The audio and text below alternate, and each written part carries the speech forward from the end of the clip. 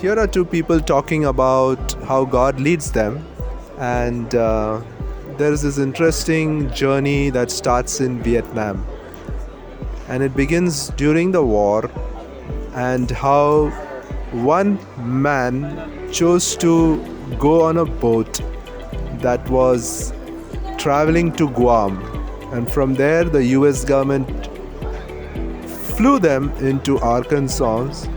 And then what happened?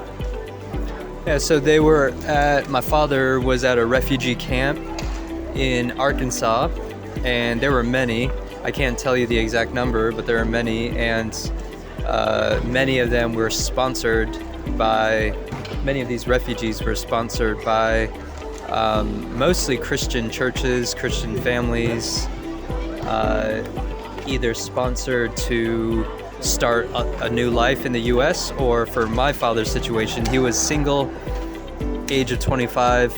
He was sponsored to go to a Christian college in Chicago, and that's when he would say that he had heard the gospel before going to that Christian college. He actually heard the gospel when he was a teenager in Vietnam from a missionary. In Vietnam? In Vietnam. Wow. He said, my father said a missionary was speaking on a beach, and my father just heard that there's free food being offered. So he just went. He had no interest in hearing about it from a missionary. He just wanted free food. But then that was the first time he actually heard the gospel, and probably did not hear it again until he went to this Christian college in the United States, in Chicago. Now, do you think he went to this Christian college out of choice, or he had no other choice, and just because he had to live and get his daily bread, he just went with the flow? That's a very good question. I honestly, and probably it's shameful of me to not know the specific details of my father's life, but he would say, I would presume he would say that he had no choice, that he was just kind of given he accepted what he was given. But that's a good question to ask my father. He may have a different answer, but that's just what I'm assuming he would say. So. And then what happened? So he finished with a degree in sociology. He learned English, and there were a few other Vietnamese refugees who went to the same college as he.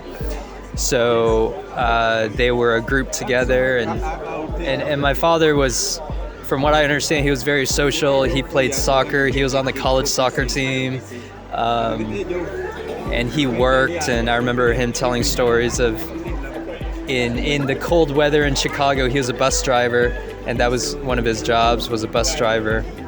So was he working and studying at the same time? Yeah, working and studying at the same time. And he had random jobs every now and then. But yeah, working just to try to... So from warm Vietnam to cold Chicago. Cold Chicago, that's right.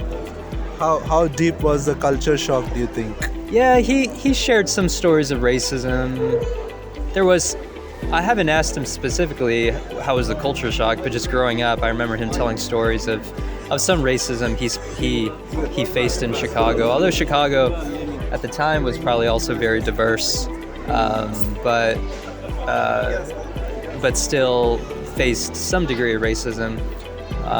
But my father, he's very persistent. He persisted on, and my mother, his wife, just through a friend of his, while he was in Chicago. So is she from the same background, the Vietnamese? Yeah, she's Vietnamese, but they have opposite journeys to the United States because my mother's father worked for the Vietnamese government, the non-communist Vietnamese government, and he knew French and Vietnamese and some Chinese also. And they had a large family, but they had a very different story as from my father. My father had to sneak and escape, but my mother's family, they all flew together, all 9 of them together on a plane But they also had to get sponsored as refugees in the United States, but they didn't have to do any sneaking or any. Yeah, it was a very safe journey. So, yeah, very different. Was she also a Christian believer? No, not at all. No, not at all. So later on, they got married. They settled in Wichita, Kansas. That's where my mother's family settled, in the state of Kansas. Well, actually Salina, Kansas specifically. But then they later moved to Wichita. But my father, my mother went to work, and she worked for, no, she couldn't work actually. A lot of her family worked for like a pizza place, a local pizza place, but my mother was the oldest in her family, so she had to take care of the family while her mother, so my grandmother, went to work. So my mother was 19 years old and she had to be the mom to the entire family. And then when she married my father, she still kind of had to take care of her family and then start her own family.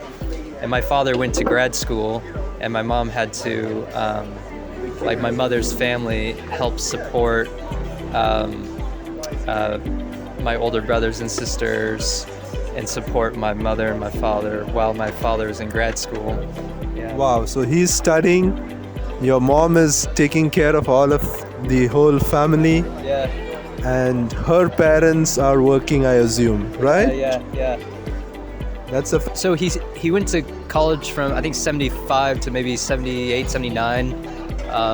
He got his degree in sociology, but then I think he realized he should go to graduate school. So he went to graduate school, got a master's in computer science. As he was working as well, I believe. He started working for Boeing. Boeing was very common, very big industry in Kansas, Wichita, Kansas.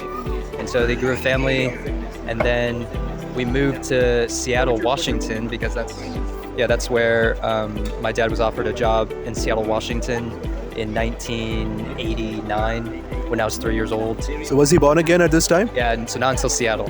So Seattle. Excuse me. Now you said he was under missionary training, right? He went to a Christian school? He went to a Christian school, but not. He would probably say he wasn't a Christian, although he went to a Christian school.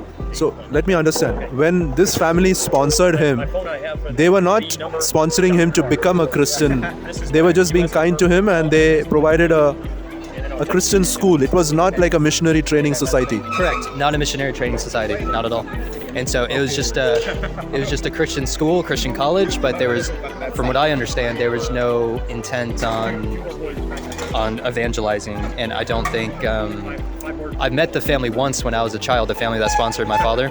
I'm sure they had a desire for him to come to Christ and to believe in Jesus, but I don't think that ever happened during the time that they sponsored my father to go to that Christian college. So we actually didn't, my father and mother did not become believers until the 90s when we were in Seattle. I was maybe 5-6 years old at the time, and my parents found another Vietnamese couple that they became friends with, and that Vietnamese couple invited them to church, and at that time they were involved in CMA Church, Christian Missionary Alliance Church in Seattle, and it was a Vietnamese congregation. And my parents started going, and that's when they became a Christian. They got to know the pastor very well, and so in Seattle, Washington, almost 20 years since my parents came to the States. It was probably 17, 18 years after my parents went to the States. That's when they became a Christian. Out of their own free choice? Out of their own free choice, yeah. Were they forced to convert? No, not at all. So they were still living, were they following a Buddhist lifestyle? Not really Buddhist, no, not at all. We were just, you could say, I was very young at the time, but I'm pretty sure that they were very secular, did not follow any particular religion. I think my dad would still say he would follow Confucian philosophy, and their family was Buddhist, but they themselves did not practice Buddhism at all. Okay, so it was Confucius. Okay, so the next part in God's time. Yeah.